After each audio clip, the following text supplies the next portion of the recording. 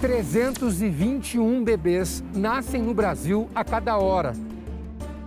Ou seja, até o fim do ano, deverão ser quase 3 milhões de novas crianças no país.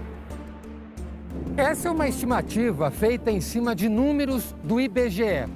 É possível saber também quantos são meninos, quantas são meninas, a cor da pele de cada um, a porcentagem de quantos prematuros nasceram ou de quantos gêmeos nasceram no país. Mas tem um dado que não é possível saber. Quantos irmãos siameses nascem por ano no Brasil? São casos tão raros que nem estatística para isso tem. Médicos e pesquisadores ainda não entraram em um consenso sobre os fatores que levam alguns gêmeos a nascerem unidos. Tem duas teorias. A primeira é que o óvulo, na formação ali, no 13º dia, ele não se divide. Então, eles, dependendo da localização que ele não se divide, formam-se os siameses. Outra teoria que eu sou adepto dela são as alterações do meio ambiente, principalmente relacionado ao uso indiscriminado de agrotóxicos, sem um controle eficaz. Existe ligação de agrotóxicos com malformações do bebê, né? Malformações do feto. Da mesma maneira que existe o uso de álcool na gestação com malformações de feto, tá? E algumas medicações, né, que não são proibidas. Então, é impossível dizer que não existe nenhuma associação. Mas de todos os estudos que a gente tem até agora, tá, não conseguiu provar nenhuma associação com os gêmeos siameses. O termo siameses faz referência a um caso específico de irmãos que nasceram unidos em 1811 e ficaram conhecidos mundialmente, os gêmeos Cheng e Eng Bunker. Para nós, o termo técnico correto seria gêmeos conjugados. Siameses é um nome também genérico.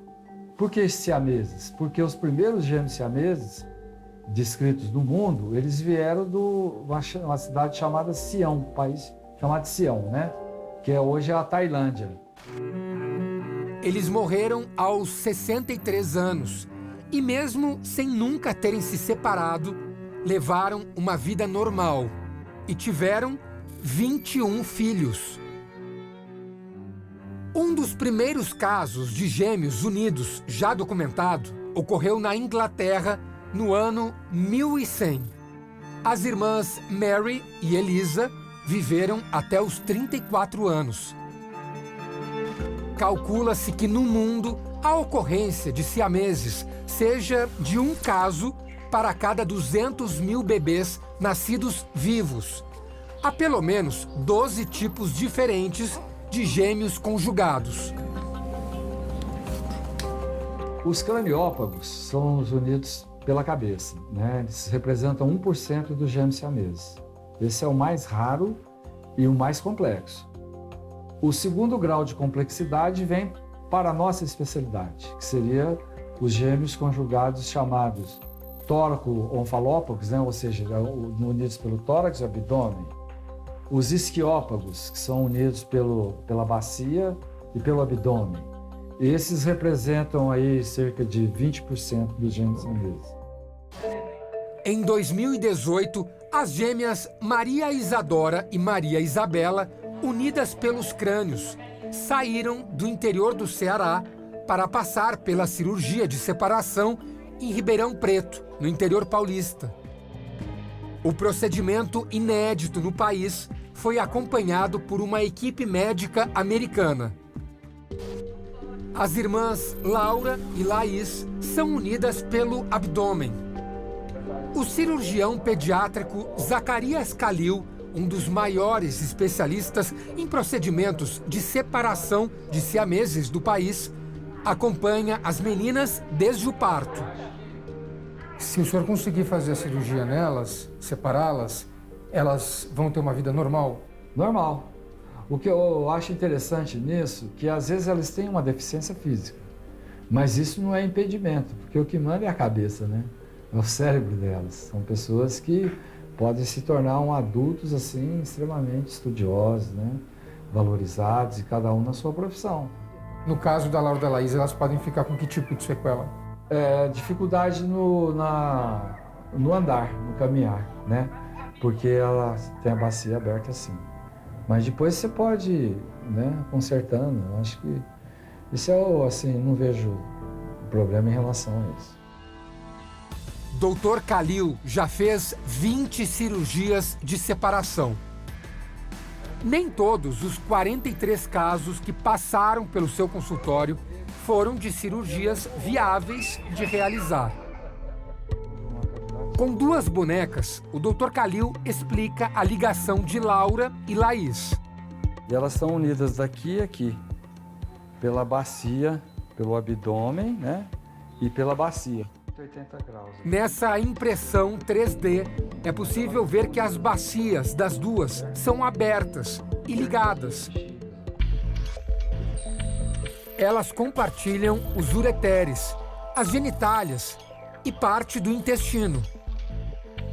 Esse é o órgão que mais preocupa a equipe médica. Se o ponto de ligação for muito próximo do estômago, não será possível separá-las.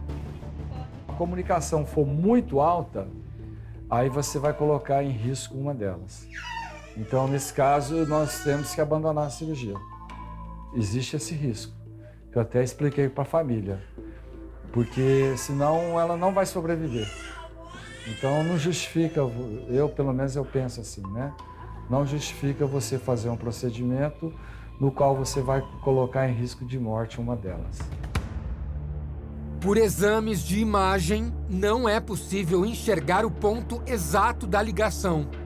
O Dr. Khalil só saberá se a separação é ou não viável no momento da cirurgia. E uma delas, o intestino, ele termina o que a gente chama em fundo cego, né? Ele não comunica com o ânus.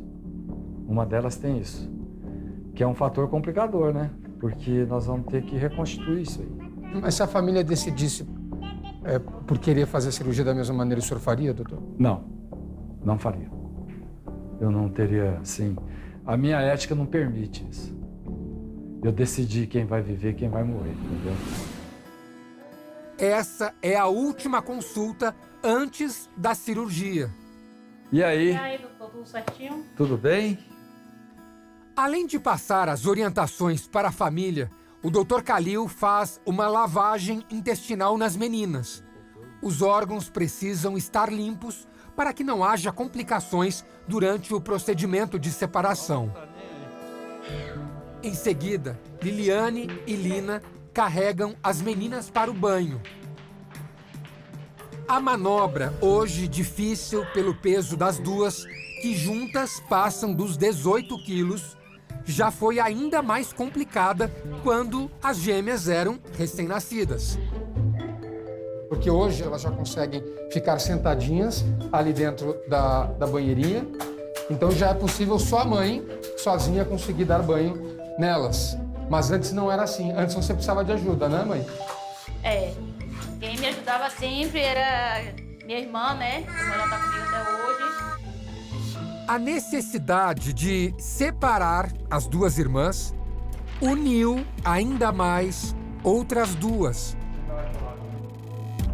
Liliane enfrentou uma peregrinação por 3 hospitais quando entrou em trabalho de parto, em Piraí do Norte, no interior baiano. Passou por 3 cidades até ser atendida. Sem o apoio do pai das crianças, era a Lina quem estava ao lado dela o tempo todo. O pessoal lá no hospital nunca tinha passado por uma situação dessa. Eu acho que eles ficaram com medo, né, de acontecer alguma coisa e eles não ter, como não tinham experiência, não ter o que fazer. Liliane perdeu muito sangue e precisou ser encaminhada para a UTI. Teve que tirar o útero. Eu estava deitada, pelo espelho eu vi minha irmã chorando. Ela estava chorando bastante, eu digo, aconteceu alguma coisa. Eu comecei a gritar, Lina, Lina, Lina, só que ela não me ouvia. Ela não me ouvia. Quando eu cheguei no berçário onde ela estava, que eu me deparei com aquelas 2 crianças como se fosse corpo único, 2 cabeças. Aí eu falei, meu Deus, o que é isso? E aí eu comecei a chorar. Comecei a chorar. E passava um filme na minha cabeça. Como é que eu vou cuidar dessas crianças? Como é que vai ser? Como é que elas vão comer? Como é que vai colocar fralda aqui, Senhor? Meu Deus! Mas aquele choro era do quê? Medo. Eu tinha medo, sabia como cuidar delas. Enquanto a irmã ainda se recuperava, Lina decidiu ir sozinha em busca de tratamento para as sobrinhas no dia seguinte ao parto. Foi a primeira viagem até o hospital de Goiânia. Por isso que a sua irmã veio sozinha com elas. Foi. E eu disse a ela, quando ela chegou me falando, vai ter que ir pagando. Eu disse, ela, tu vai, né? Ela disse, vou, é o jeito. Se ela vai, leva, mais tarde volta.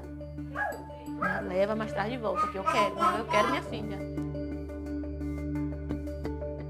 Para ajudar a irmã, Lina abandonou o emprego de merendeira escolar. Deixou para trás também uma filha e um neto. Quando você se viu em Goiânia, sozinha, com as suas sobrinhas naquela situação, Senti vontade de pegar e sair correndo. Porque assim, gente, passa um filme na sua cabeça. Você, meu Deus, como é que existe isso? Como é que pode 2 crianças nascer assim? E aí caiu no meu colo. E eu ligava para ela, ligava para minha irmã e não tinha coragem de contar como que realmente as crianças eram. Foram 27 dias sozinha, cuidando das sobrinhas. Eu me sinto pouco mãe delas, porque é praticamente minha irmã caçula. E a Laís, ela é mais apegada a mim.